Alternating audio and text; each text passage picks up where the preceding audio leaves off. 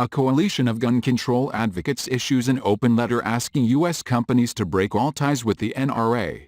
The gun safety coalition that helped pressure Walmart to stop the sale of military-style ammunition and ask customers to no longer openly carry firearms in its stores is significantly expanding its campaign, NBC News has learned. The group has issued an open letter calling on U.S. companies to break financial or business ties with the National Rifle Association and to stop making political donations to NRA-backed lawmakers.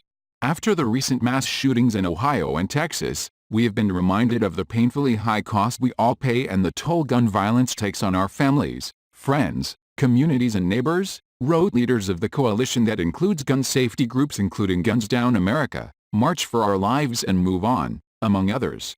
If Congress won't act, it's time that you do, the group wrote, adding, American employers are already doing more than Congress to keep us safe from gun violence. Igor Volsky, director of Guns Down America, told NBC News that with the holiday shopping season approaching, the campaign is likely to target some of the nation's other large retailers after Walmart's actions.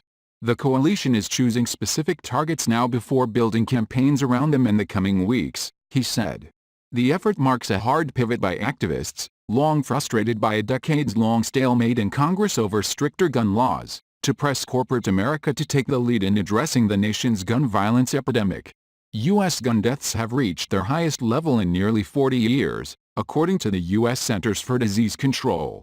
We feel like conscripting American corporations and building a future with fewer guns is where the future is trending. Legislative change is going to take a long time and we need to find other avenues to move this along in the effort of saving lives, Volsky said. On Tuesday, GOP congressional leaders met at the White House about the legislative agenda for fall and discussed whether it would include action on guns. Senate Majority Leader Mitch McConnell has repeatedly said he would only put legislation on the floor that President Trump would sign. Yet Trump has gone back and forth on whether he would support expanded background checks. The Democratic-controlled House passed comprehensive background check legislation in February and the Senate shows no signs of taking it up. In the aftermath of the shooting in an El Paso Walmart last month, the coalition came together to stage rallies, launch a petition and urge Americans to hand-deliver letters to local Walmart managers asking them to end all gun and ammunition sales and break ties with the NRA. On September 3, Walmart, the nation's largest retailer, said it would end all handgun ammunition sales and ask customers not to carry guns into stores. It will continue to sell long-barrel deer rifles and shotguns and much of the ammunition for those guns. It's the latest step from Walmart to scale back the sale of weapons and ammunition, including stopping the sale of handguns everywhere but Alaska and ending sales of modern sporting rifles and starting last year.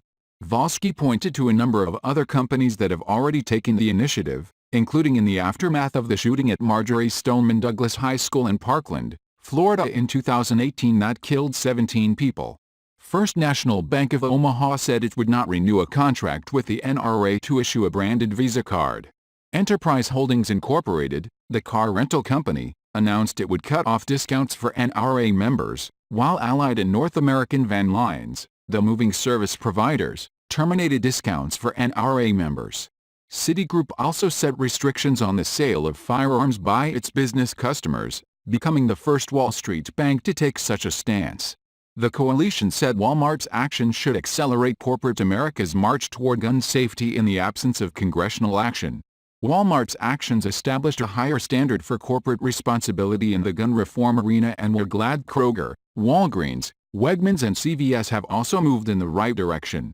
But we believe that every major American employer has a moral and patriotic duty to go even further.